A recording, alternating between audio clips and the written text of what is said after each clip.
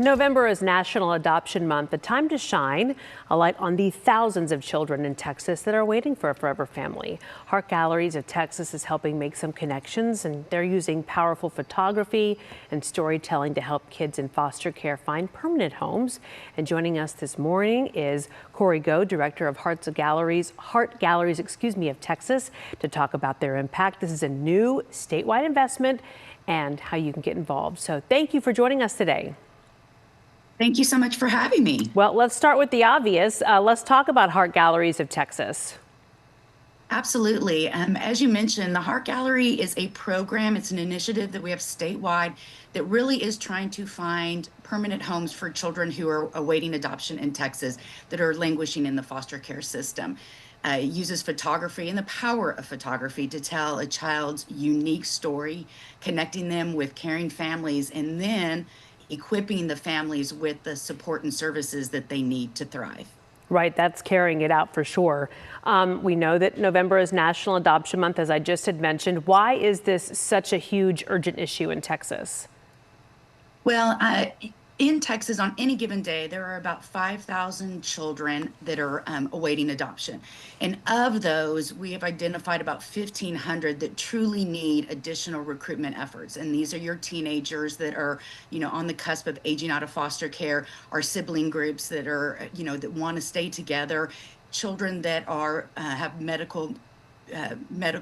complex medical or behavioral issues, those that just really are languishing and have spent too many years in the foster care system.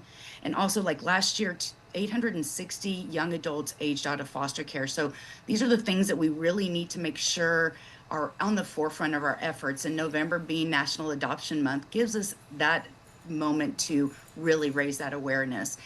One of the neatest things we're doing this month, and we're excited to really take it across the state, but in Austin, Texas, the Bob Bullock has launched an exhibit called Journey to Adoption, which highlights the stories of families and young adults and their adoption stories and what it has meant to their families, to their communities, and the communities that have wrapped around these families in that process. And so we're very excited to have this here in Austin, but it will be going across the state starting in January. So that is one way that we're really sharing adoption across our state this month. Well, and you touched on this a minute ago, but mental health services and really post-adoption support, why is that such an important part of your work?